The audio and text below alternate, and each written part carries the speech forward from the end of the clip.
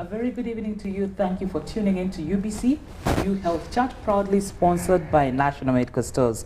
My name is Sophie Matovu, and of course, as usual, it's always a pleasure for us to come out to you in your living rooms or wherever you are and be able to share with you matters of health that concern both me and you. Now, today we are going to talk about belly fat. It is something that many of us are struggling with, including myself. I'll definitely not exclude myself. And certain times you find that you're limited in terms of what to wear, but you do not know why that belly fat just does not seem to be going away. The person to talk about it is none other than your favorite, Dr. Paul Kasenene. Doctor, thank you always for making time to come and share with the viewers. You're welcome, Sophia. Yes, I'm sure this has been called lots of names. When it comes to talking about our tummies or the belly, it has got all sorts of names, versions and types. We shall get to the names later, but first I would like you to tell us what is the importance of that abdominal fat? Why must we even have it there? So that's a good question. You see, we need to understand that there are different types of fat on the body. Some of them are actually, I would say, useful, but some are harmful. Now, we have three types of fat. We have that fat which is just below the skin. Okay? We call it the subcutaneous fat. That one has a role to keep you warm and to also be a store of energy in case you don't have food. So that fat in small quantities is fine. Then we have what we call the fat in the blood vessels, what we call the triglycerides or the cholesterols. Again, that one also has a role, but too much of it can be a problem. But then we have the third type called the visceral fat, the abdominal fat. This is the fat that tends to be around the organs. Now, this is the fat that then goes on to cause problems, and it's really the big cause of the belly fat. Abdominal fat, unfortunately, beyond a certain amount is harmful, and most people, by the time you can start to see your belly, protruding or going beyond a certain size, then you know that you're accumulating more than you need to. But I've seen lots of people try to struggle where they believe and think that certain things will help. Now let's talk about when you say it goes abnormally way beyond. We're seeing the picture on screen. How would you define the kind of belly? Because I'm sure they have names. Medically, some have called them the apple shape. I think that's the one that goes all the way full round. And then there are those that you call the pear belly. Yeah. So maybe you could tell us about a bit of them and the day and how they end up becoming the way they do. So we have the apple and the pear shape. So the pear shape basically means that you tend to be a little bit smaller up with bigger hips. Okay, that tends to be what many people are. And that one is not as bad as the apple, where you tend to be having a lot of central obesity. Now, it's what we call central obesity that is the problem, the belly fat. That tends to be the issue. Now, in general terms, for a man, their waist circumference is, so basically we use the waist circumference to determine whether you have excessive or normal belly fat. And the waist circumference is actually measured at the level of the umbilicus, the belly button, not at the way you put your belt. Now, for a man, it should not be more than 37.5 inches. And for a lady, ideally on average, about 32.5 inches. Now, once you start to go above that, then you see that you're getting belly fat above normal. The second way you can actually understand whether your belly fat is beyond normal is by doing a body composition test where you use some electrical impedance, you hold a machine, we usually have them at our office, that can tell you whether your visceral fat is beyond a certain number. Ours tends to range from 1 to 9, that's the normal range. Anything above 9 means you have too much. But there are very simple things people can do, is can you stand and see your shoes? Can you tie your shoelaces without struggling? If you have to sit down to tie your shoelaces, then you're struggling. So anytime you start to feel like, you can't tie your suit button or your shirt is getting tight, but more importantly, as your belly fat is, just getting visibly bigger, then you know that you're getting into trouble. Wow. How big is the problem based on average in terms of the percentages of the clients you see? So what we know is that globally the number of people becoming obese, and specifically those who are getting increased belly fat, is on the rise. At least typically in our office, I would say about 60% have a visceral fat above normal. Only 40% tend to have a visceral fat that is below normal. Now, or which is in the normal range. It's important to realize that when you talk about belly fat, some people actually have normal weight but have belly fat. So belly fat is not necessarily something that is people who are overweight. In fact, many people who are overweight, who are trying to take care of themselves, do not have excess belly fat. So we need to distinguish between being overweight and having excess belly fat, because sometimes people confuse the two. Now, many people who are metabolically unhealthy tend to be smaller but start to have a protrusion of the stomach. So those are the people who actually have a problem. But again, we need to also let people know that sometimes you have a little bit of fat around your organ, but if it's the subcutaneous fat, if you can see that it's between the abdominal wall and the skin, that's not the problem fat. Especially the one which you can just easily hold with your that tends not to be the big issue. The issue is the fat inside that is really causing the protrusion of the belly. Wow. Now, what are the causes of the belly fat? Very good question. So, let me explain to you how this whole belly fat situation comes about. In summary, it's really an accumulation of energy in your body that you're not using, specifically if it's coming from refined sugar. Now, typically your body will store fat, like the subcutaneous fat, which is supposed to be a store of energy for the time when you don't have food. That is fine.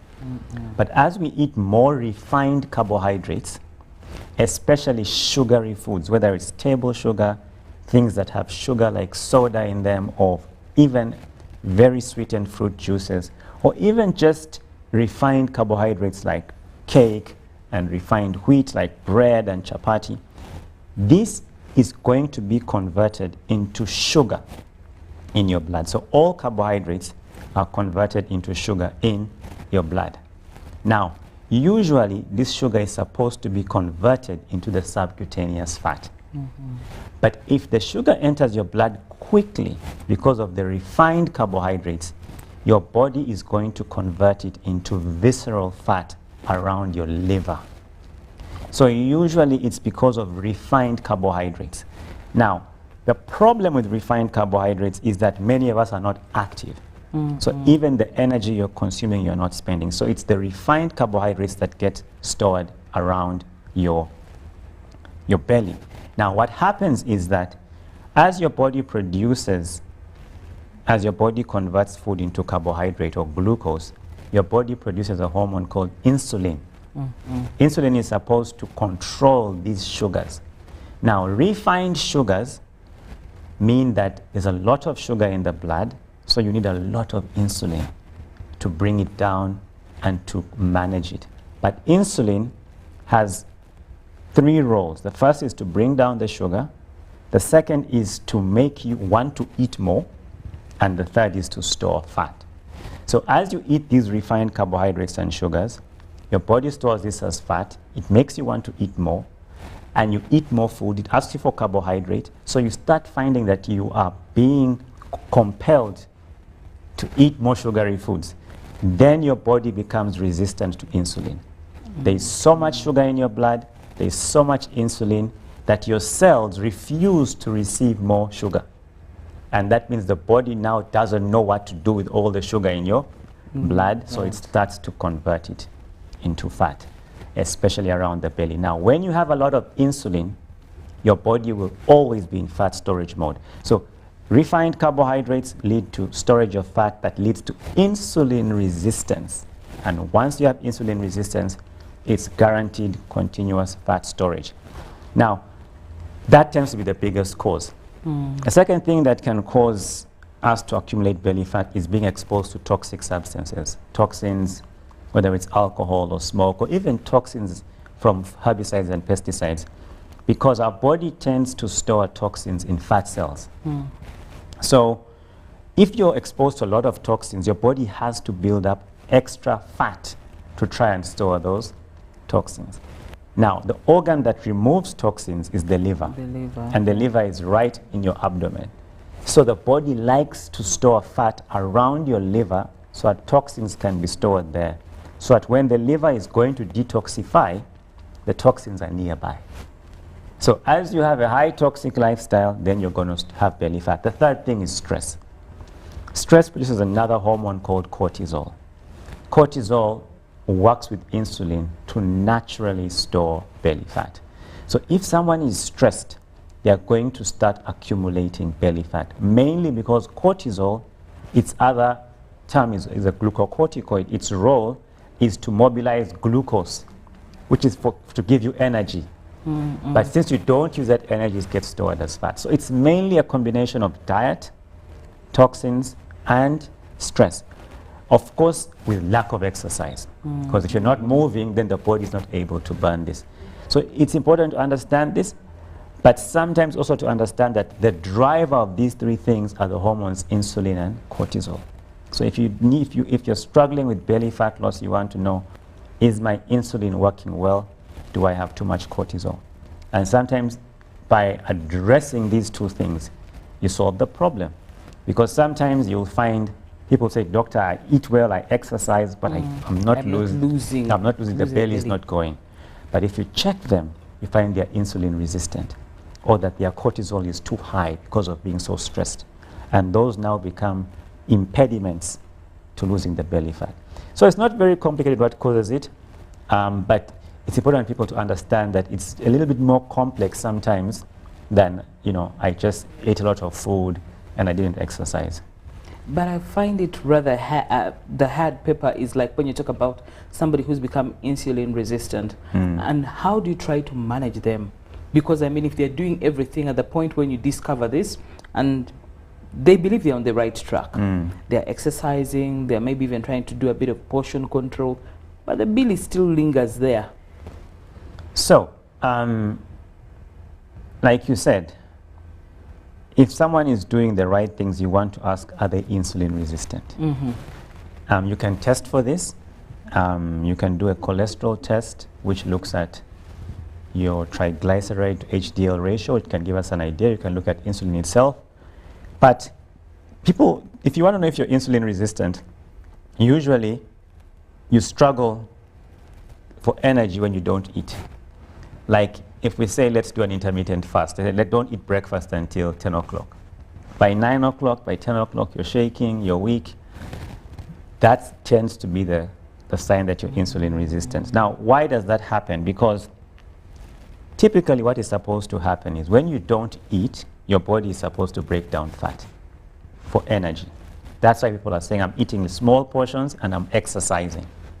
If you're insulin resistant, it means you have a lot of insulin in the blood. Whether you eat less or you exercise, your body won't break down fat because insulin won't allow your body to break down fat.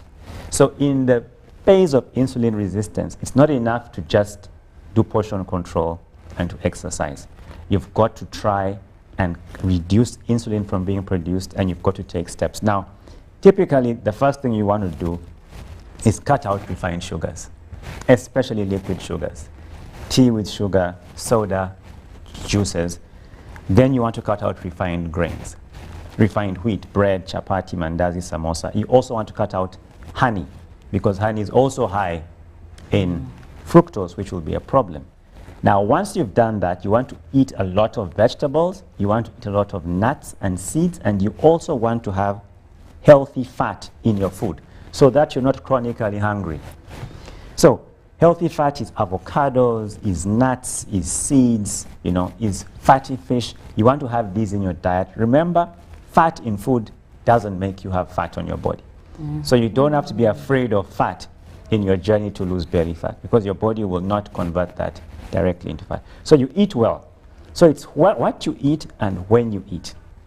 Now, if you want to achieve your belly fat loss, you need to start intermittent fasting. Okay. That means you want to spend a minimum, if you have a significant belly, of 16 hours a day without eating. That includes sleeping time. So you want to have your dinner by 7:38, and then you want to wait, if possible, until 11:30 or midday. Now, typically after 12 hours without eating, your body will not have glucose, because what you've eaten, the body has either utilized or stored as fat. Now, you would expect that your body will just start burning fat. It will not necessarily do that, but what will happen is, because there is no carbohydrate, insulin will go down. So the first thing that will happen is that your insulin will drop. This will now allow your body to try and start burning fat. But because we have a lot of sugar stored in our liver as glycogen, for the first 2 or 3 days, you are actually just using your sugar stores. As you continue intermittent fasting and insulin keeps going down, you're going to start being able to start burning fat. Now, of course, not everybody can start with a 16-hour fast. So you need to start with a minimum 12-hour fast, 8 p.m. to 8 a.m. Only drink water, and then build this up. Now, the problem with intermittent fasting is that people have gotten so into this thing of intermittent fasting that they don't realize that what you eat when you break the fast is also important. Okay. So someone does his nice 16-hour fast, he's very excited, but what he eats between midday and 8 p.m. is so high in carbohydrate that he has replenished all the glucose that he used, and it's back in the liver. So even though he's fasting, he's never getting into a calorie deficit. So when you do intermittent fasting, you also have to eat healthfully. So this is really the best thing to do. You reduce your carbohydrate intake and then do intermittent fasting. Now, with intermittent fasting, as you get better, you want to push it longer and longer and longer until you can do 1 meal a day. Okay? But of course, you want to do this gradually, because the longer you do the fasting, the more your body gets into the process. So this will really help. Then you want to exercise. Now, exercise for fat belly loss is really not necessarily cardio, where you're running or you're or walking on a treadmill. It's high intensity interval training. So it's things like, I will run, sprint, and then rest. I'll sprint and rest, because high bursts of energy require a lot of energy from your food, and so it makes it easier. So we want to do high intensity interval training. People should read up that. And then strength training, like weights or planks. So once you start with this, you will definitely reduce insulin, see insulin resistance coming down, and you'll start on your journey. Of course, there are other hacks you can do, but I think for a start, those are the main things you want to do. Then how about a scenario where most cesarean mothers will linger still with that belly fat? They have had their C-section successfully, and you know, they expect to get back in shape and have tried to do everything possible to get back in shape. But the tummy, even some women who've had normal delivery, the tummy still stays, the belly, all the way. So there is sometimes a difference between having belly fat and a sagging abdominal wall. Okay? Sometimes the issue is not that you have a lot of visceral fat, it's that your abdominal wall is sagging. Now, the first problem is that many people are not exercising prior to pregnancy. So the abdominal wall is not strong. It's already flexible, loose, and now once you have surgery and once you've had a pregnancy, the pregnancy is going to stretch the abdominal wall and the tissue. Afterwards, you find there's a bit of flab and it's not going back. Now, people expect that if I just lose weight and eat a healthy diet, it will also go along. So these people have to put extra work in keeping the abdominal muscle strong and making sure that they do strength training and cardiovascular to reduce the subcutaneous fat. So you have to do the work, but it's possible for it to come down. I've seen people who have had C-sections and they actually have amazing abdominal or flat bellies. Are there any factors that influence where the fat will accumulate in one's body? Yes, I mean, like I told you, the toxic exposure and stress are the two factors. Because you see, the belly is very conducive for storage of fat, because that's where the liver is. and everything revolves around the liver because the liver is key in metabolism. So people who are stressed out, exposure to high toxic substances, especially drinking alcohol, people who are insulin resistant, they will tend to have the fat around the belly. But also, interestingly, people who don't get enough sleep are very high risk to developing those. Because when you don't get enough sleep, your body produces more cortisol, the stress hormone. And in order to get by, you need to eat more. And you need more sugar, which is converted into more fat, which makes you insulin resistant, which makes you eat more, which makes you bigger. And the cycle continues and continues. So sometimes not getting enough sleep is a big factor on this journey. But really, it's the fact that the abdomen is a good place to store this fat, and it's because the liver is nearby. So it doesn't matter of the age bracket? Not really, you know, because we've already started seeing children, 10-year-olds, 12-year-olds, starting to accumulate belly fat. Of course, there are certain times in your life, like if you're reaching menopause or if you have a hormonal imbalance, if you have a thyroid dysfunction, there are medical conditions that can increase or predispose you to having increased belly fat. And that's why it's very important that if you're not seeing results based on your lifestyle changes, you want to go to a doctor and specifically check your hormones. First, check that you're not insulin resistant, check your thyroid hormones, check your adrenals, especially the cortisol, and sometimes even the sex and the reproductive hormones. But the good news, everybody can lose the belly fat, everybody. And everyone can actually achieve a state where their belly goes back to normal. But it looks like it's a hard paper, because I think people have gotten so comfortable around it, and then, you know, somebody gets used to having their belly the way they do, and they actually even don't mind about how they look. We, the women, have resorted to, you wear your spandex, as long as I can fit into my dress, I'm good to go. You know, one of the things that I hope people can take from this is that there is a lot of hope to reduce their belly. I think some people, especially the men, they get comfortable with this big belly. The ladies really want to do something about it, although they struggle. But the men, they get so comfortable with it, and they don't realize that having a big belly is the single most important risk factor for a stroke, diabetes, a heart attack, and even increased risk for things like cancer. And so many people living and enjoying their big belly are the very people who we are treating for diabetes and for all these cardiovascular diseases. So it's important that people understand it's very high risk to have a big belly. It's not something you should be proud of. It's not something that signifies good health or wealth. It actually signifies a sign of disease that could actually end up in a difficult situation. But at the same time, the work can be done, and you can actually achieve it. You know, I know it seems easy to just say, don't eat this, eat this, exercise, but you can actually start to see results. In fact, one of the things I would strongly recommend people to do is to listen to the body. Because sometimes we do this intermittent fasting, when we're doing a 16-hour fast. I would recommend at least every 2 weeks to try and do a 36-hour fast. Sometimes going as far as 48 hours. If you can do a 48-hour fast every 2 weeks, and of course this is a bit challenging, but this is for people who want to manage their belly fat. Sometimes the body gets used to the intermittent fasting and you're not seeing the results that you want. Sometimes you can actually start to do a longer fast. Sometimes there are hacks, you know, you can balance, you can use things like cinnamon, alpha-lipoic acid, chromium. These are things which help to improve insulin sensitivity. So I think as long as you're committed to doing it, and as long as you realize that it's not a punishment, and that it's something that your body can, you know, reverse, then at least the encouragement and the desire to say, let me do something about it is there. But if people feel like it's not, there's nothing I can do about it, this is just who I am, then they get comfortable in that state. Wow.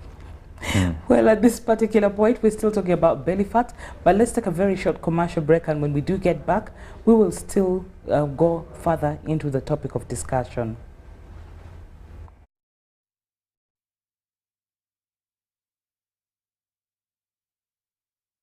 Did you know that you can safely and conveniently make your school fees payments anytime, any school, anywhere using Airtel Money? Oh yes! Simply pick up your phone and dial *185#. Select option 6, school fees. Choose between school pay, peg pay, or shore pay. Enter student number. Enter amount, confirm name and transaction. Enter Airtel Money PIN. A confirmation message will be sent to you upon a successful transaction. Airtel Money, instant, secure, borderless.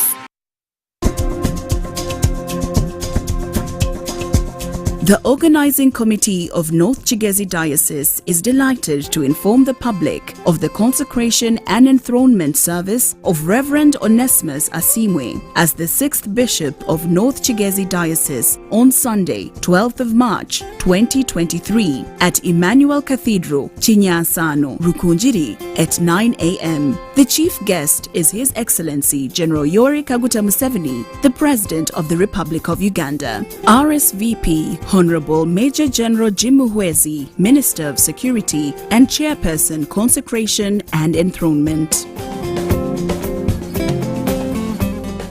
Get the most affordable 4G smartphone in Uganda from Airtel. Now heavily discounted from 250,000 shillings to 150,000 shillings only. Yes, 150,000 shillings only to keep you connected to your loved ones. Dial *175*94# to activate free 1 GB instantly and 100% double data on all weekly and monthly bundles for 3 months. Get one today while stock lasts from the nearest Airtel shop. With Airtel, the smartphone network. This isn't just a girl. She is the future. This is a teacher, a doctor, a community leader, our future president. She is our family's pride, and as her father, I will protect her from child marriage and talk to her about the dangers of teenage pregnancy. We each have a role to play in empowering our teenage girls to protect them from child marriage and pregnancy, because when we empower them, we empower our nation. Protect the girl, save the nation. Take action. Report any case of defilement or child marriage to the police or call Sawuti 116.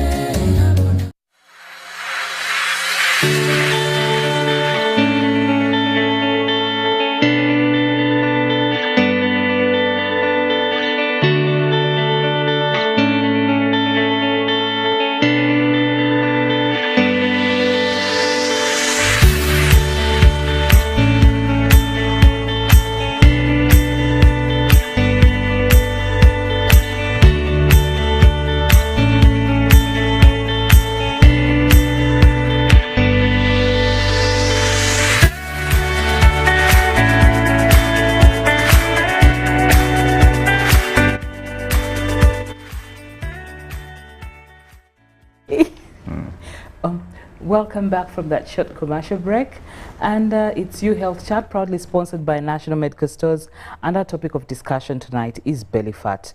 I know it's a nightmare for many of you out there, and we opted to talk about things that are realistic, and I'm very, very sure there is a solution to it.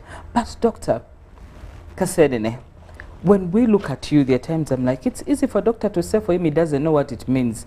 Have you ever gotten to that state where you've had a belly fat in your life? So like I was telling you off air, I was always small all my life. I was a very picky eater, and my parents gave me whatever I wanted to eat. So I was very lean. And so at a certain point in my life, you're a guy, you know, many people say, doctor, I want to gain weight, I want to gain weight. So many people say, I want to gain weight. So that I actually had that desire when I was in uni, you know, maybe I would like to gain some weight. So I actually, in my 4th year, I spent a few months in the UK at Cambridge University eating properly junk food and you know, very unhealthy things. And in actually 3 months, I came back and I had lost, I used to have a 6-pack before then because I played tennis. I had lost it. So it was another story altogether. And I was kind of happy because, you know, I had gained weight, and you know, people actually said, oh, you look nice. And it kind of stayed like that. Then I started working, I got married, the weight increased a little bit. And the stomach actually increased even a little bit more. And I remember one time someone said to me, you actually now look like a doctor. So they were like, now you look like a doctor. But then my health started to not be so great. And that's when I said, no, I have to do something about it. So within 1 year, I lost 15 kilos by changing my diet. Now I'm back to 64 kilos from 82 at some point. So yes, I've never been extremely huge, but I've actually had been at a point where I had a big belly. And through, not very complicated things, but through persistent steps, I've actually been able to get rid of it. And I've actually seen the impact of stress. Sometimes you're very stressed, and you start to realize that, okay, over a period of 3 or 4 weeks, I'm starting to see the accumulation of belly fat as well. Mm-hmm. Now, there's certain times you hear people talk about having solutions, especially women. Money speaks. Some have opted to go for, is that got to do with belly fat, or that's got to do with the flabby, where they'll go and do a tummy tuck, where they'll go and do a gastric bypass? So it really depends. So if you're doing a tummy tuck, usually you're dealing with subcutaneous. You can deal with it both ways. So if you have a lot of visceral fat, the fat inside, they can actually cut that out, remove a lot of that, and also remove a lot of the subcutaneous fat, and then tuck the skin and kind of make you look better. That seems to be a hack, but the problem with that is it doesn't address the reason why you got a big belly in the first place. So usually you find within 2 years people are back. A gastric bypass, I thoroughly discourage that, because you're actually bypassing a natural system, and there's so many possible complications with that, even though you can in the short term see results. We just need to understand what causes the problem and then make a step-by-step strategy. I have seen that within 12 weeks, people can lose 60% of their belly fat. Within 6 months, they can be totally flat if they do the right things. So I'm going to buy a supplement, or I'm going to take a fat burner, or I'm going to do a tummy tuck. They're really not the best things to do, because you can actually get help with a natural plan. Of course, if you have excess, if your stomach was really big and now you have a lot of flabby skin, there may be room to consult a plastic surgeon to see how to address that, but most people don't need it. So what are those small titty-bitty steps one should be able to go through? Because trust me, many out there who are watching would like to know, because I don't know whether we do it the wrong way or everybody's doing it the wrong way. People will go to the gym, people will do road work, people will do cardios. Then maybe when they get back, is it that they eat wrong? What exactly happens? Okay, so let me give you the plan to deal with your body fat. First thing, go to the doctor and check your numbers. So you want to know your weight, you want to know your waist circumference, you also want to know what is my visceral fat. And if they came to our clinic, we can assist you with that. So this is where I'm starting from. Then you want to check your blood sugar, you want to check your insulin status, and you want to check your cortisol. Okay, that lets you know what are the things we want to do. Then I like to use the acronym FRESH, a fresh approach to this problem. So we're going to start with food. Okay, now the first thing we want to do is you want to detoxify the body. Detoxify does not mean that you need to do anything with colon irrigation or diarrhea, but you're going to dedicate maybe 7 days to going on a plan that is high in nutrients, that is going to support your liver to detoxify. Usually we tend to do a 7-day detox, which includes a lot of raw foods, lots of salads, lots of vegetables, and lots of smoothies. And in this time, sometimes we even give nutrients to support detoxifying, like dandelion, milk thistle. So it's a 7-day plan, okay? It's high nutrient, but it's also detoxification. When you come out of that, you go on an eating plan that has 2 major principles. First, get rid of certain things. So you don't reduce, you quit sugar for at least 6 weeks. You quit soda, you quit anything that has sugar in it, you quit honey. Then you stop refined grains. You stop white rice, you stop posho, you stop refined wheat. This is bread, matoke, sorry, bread, chapati, mandazi, samosas, pasta, pizza, cake, biscuits. Okay? You really cut this out. Then you also stop very sweet fruits. Okay? If it's pineapples, excessive mangoes, because you want to reduce your carbohydrate burden. And at meal times, you never eat more than a fistful of starch. Okay. Now, what do you eat? So we eat more vegetables. Half of your plate at every meal, vegetables. Okay? Sukuma wiki, cabbage, dodo, carrots, beetroot. Half of your plate. Only a quarter of your plate is carbohydrate. Sweet potato, matoke, pumpkin. Only a quarter, one fistful. The rest is legumes. Now, that's generally how you eat. So you do your 16-hour fast. Nothing is eaten after 8 p.m. except water, and you try and go up to midday. At midday, if possible, you start your day with a smoothie. Okay?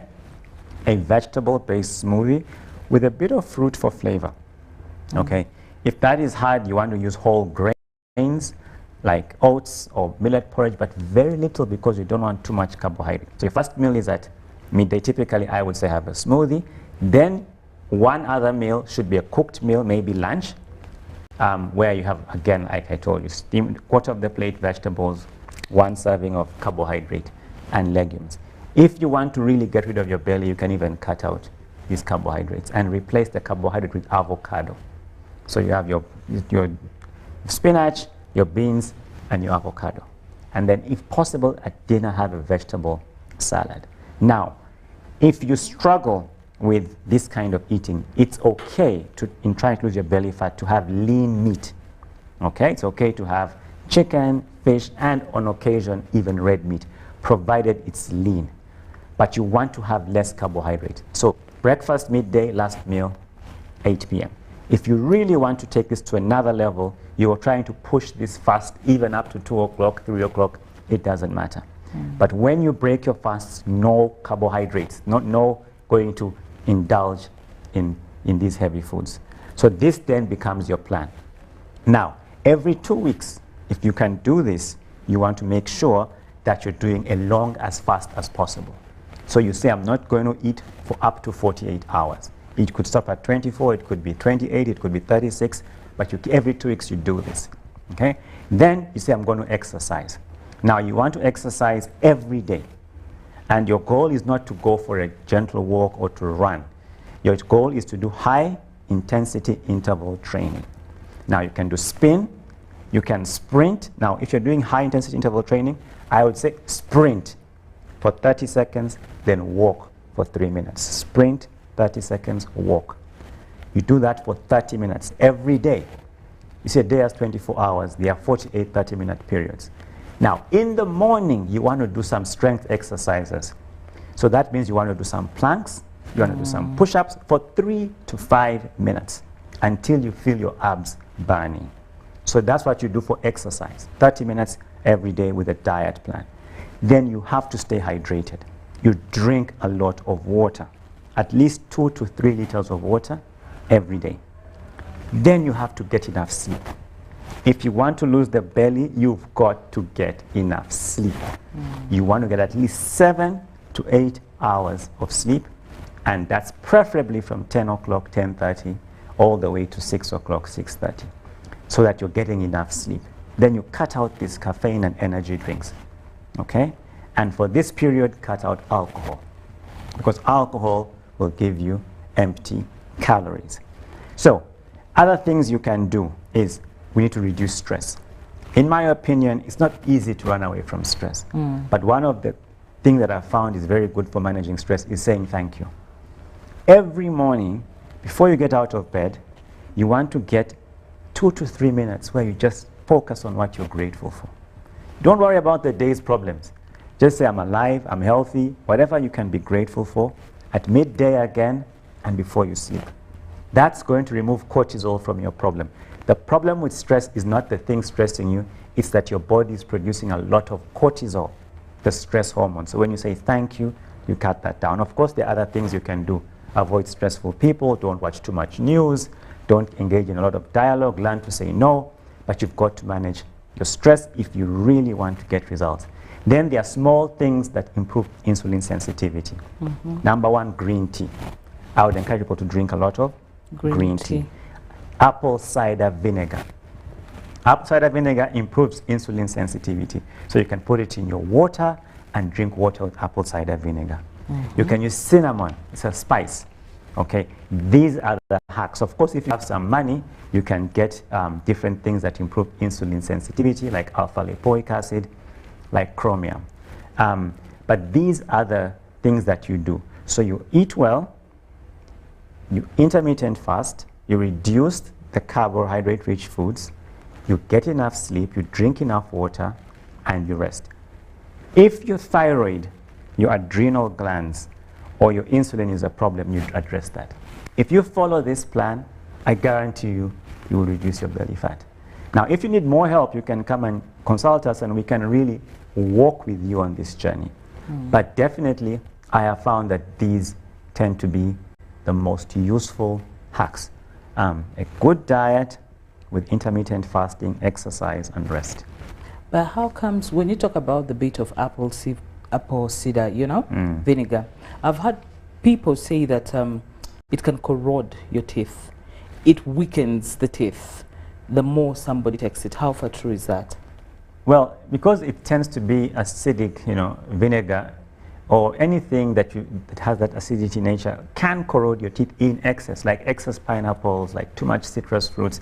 The problem we have is sometimes you hear about apple cider vinegar and then you want to, you know, just overdo it. Because you only need 1 or 2 tablespoons in water and you just drink it once a day. But some people will really go overboard, like what happened during COVID. People are just overdosing themselves with herbs and then they end up with irritation and corrosion of their digestive lining. But apple cider vinegar is actually a good thing. But you should listen to your body because some people don't always respond in the same way. Oh, wow, Yeah. wow. Now, besides that, there are others who think supplements are the way to go. Where, you know, you look and you're like, okay, I've heard that this supplement does this. Then they run to that and think they're going to get a quick fix. You know, supplements, like you hear the word, they are supplement. They supplement something. They complement. They are not substitutes. We live in a world where people like instant gratification. And we have a world that is very commercialized that tries to prey on that desire for instant gratification. So if I said on this show that I have a bottle that, you know, you can pay 1 million and in 1 week your belly fat will be gone, tomorrow I'll have lots of orders. But that's not going to work. So we have all these things that are not wrong, or they don't, it's not that they don't work, but they don't work in isolation. It's like saying that I will get this supplement that will help me burn 200 calories of fat, but then I'm going to eat 300 calories in food. So I've not lost anything, I've actually gained 100 calories. So in isolation, these products rarely work, but they can be very good to augment the process. I really like the chromium, the cayenne pepper, green tea, and anything that does detoxification as products that people should consider. Once you complement them in a healthy living program, then they really speed up the process of losing belly fat. Now, there's lots of green tea on the market. What specifically should somebody look out for? Because at certain times, some people don't seem to look at green tea like tea, and then others will think besides with the word tea, they must add a spice of sugar or something. Green tea kind of has its own unique taste altogether. So basically, what makes tea green is basically how they cure the leaves. Basically, when they cure leaves, there is some oxidation kind of process that happens that brings out the flavor in the tea.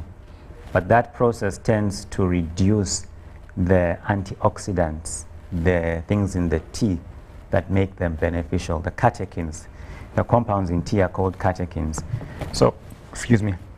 So when you get green tea, because they've not cured it, it has no taste, pretty much. So people don't really enjoy drinking green tea as much. So they always want to find ways to flavor it. Let me put sugar or honey or something. Honey is not a bad thing to add, but for the context of belly fat, you don't want to be adding honey. The best green tea, in my opinion, is matcha tea. Matcha is processed in such a way that the antioxidant potential of the green tea is enhanced significant. The compound in green tea that is useful is called EGCG. It's a type of catechin that is enhanced 100 times. So taking matcha tea just supercharges your fat burning, your detoxification system. It helps you to be less hungry. So I would recommend people to look for matcha tea. It's not very common. We do have some, but if you look matcha tea, you'll actually find that it's what I recommend. But if you get a good quality green tea, it should be able to help you. What I like to tell people is add cinnamon or ginger into these things to give it some flavor. And usually you'll get the benefit you want from the green tea, but some additional benefits without having sugar or other sweeteners which could make it less beneficial. Then what about a comment on coffee? Some say it helps them. People have given testimonies where they say it helps them to burn a bit of fat. So coffee is a very interesting substance because on one hand it has now been shown to be antioxidant rich, and the chlorogenic acid does have, to a certain extent, especially if it's green coffee, some fat or burning properties. However, coffee has caffeine, and that caffeine for most people will affect your adrenal glands where cortisol is produced. And so usually any benefit that you get from coffee can be lost if you have stress. So if you have stress in your life, then coffee tends not to be as beneficial to you as if you don't have stress. So if you're not stressed out and you can get organic coffee, then it may be useful. But again, we now know that some people, coffee will affect your heart and cause palpitations, can make you fail to sleep. If you don't sleep well, then you're going to have problems again. So we have to be very careful in recommending coffee as a strategy to help you burn belly fat, because hearing it as a blanket statement and taking it could actually end up causing you problems. Although, to be fair, the right type of coffee in some people can actually be beneficial, especially since it can allow you to stay on an intermittent fast longer, because coffee does not have the calories that will break your intermittent fast. Okay. So what is your parting shot in a minute to the person who is watching you right now? Well, what I would say is that our body has an amazing capacity to restore itself, and by understanding what we can do to optimize its function gives you an amazing opportunity to restore your health. It's critical that we understand that our lifestyles have changed and are actually making us less likely to be healthy. Many people out there are being told that you should be comfortable in your body, that it's okay to be, big, it's okay to have a big belly. That is true. But it's actually better to be leaner and have less belly fat. If anybody out there wants to lose weight or lose belly fat, they should know that it's possible. And it's not very complicated. They just have to put in the work, go day by day, don't try and achieve too much too quickly, and remember, it's not a punishment. There's always help, because sometimes some people need that extra help. But it's also important that they remember that you cannot just pick one thing, like exercise, and expect that that will be the magical solution. It's got to be a complementary effort, and then you will see the results that you want. I invite anybody who wants help to come by our clinic in Bugolobi. We can do an assessment and really see how we can support them to lose belly fat. Okay. Dr. Kasenene, thank you so much for that useful information. I believe a person who's watching out there, you have learned a lot from tonight. And also, not only to do with the belly fat, but that plan that they have laid out for us on how we should best eat, I think is something that you need to catch into and get to what we call healthy eating bit by bit. That is all we had time for this night, and it's 5 minutes to the top of the hour. I'll say good night from me and Dr. Kasenene as you wait for the 10 o'clock bulletin that will be coming your way with none other than Lauren Kazimoto. Good night.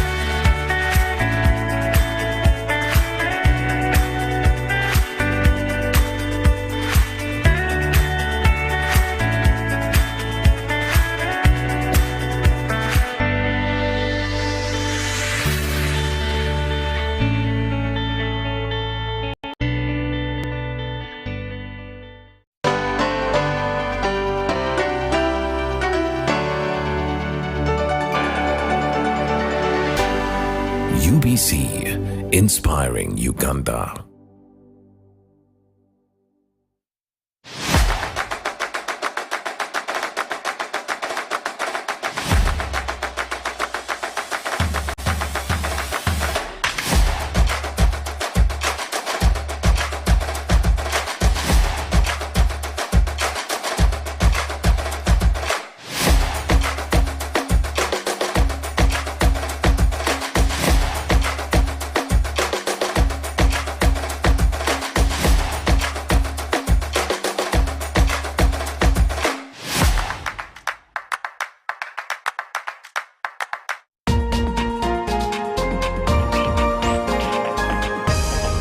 This weekend on UBC. Accra City, located along Entebbe Road, is a modern city covering almost 2 square miles, which in the near future will hit a population of over 3,000 residents, businesses and other facilities.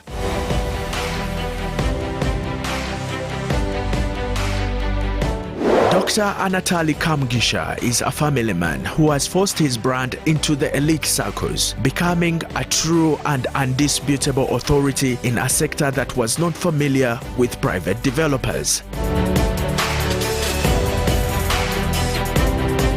He took time off his busy schedule to talk to us about his dream, passion, and what keeps him motivated. I believe so much in creating solutions society needs. When I imagine something and it comes, I feel I should implement it. And the way I've told you, I want to now start tackling the slums.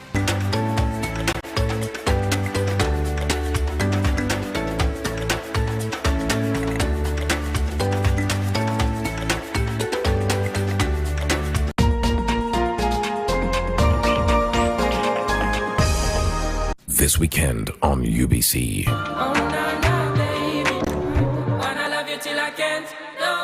You are watching the best entertainment show around Kampala, and guess what? I'm done running.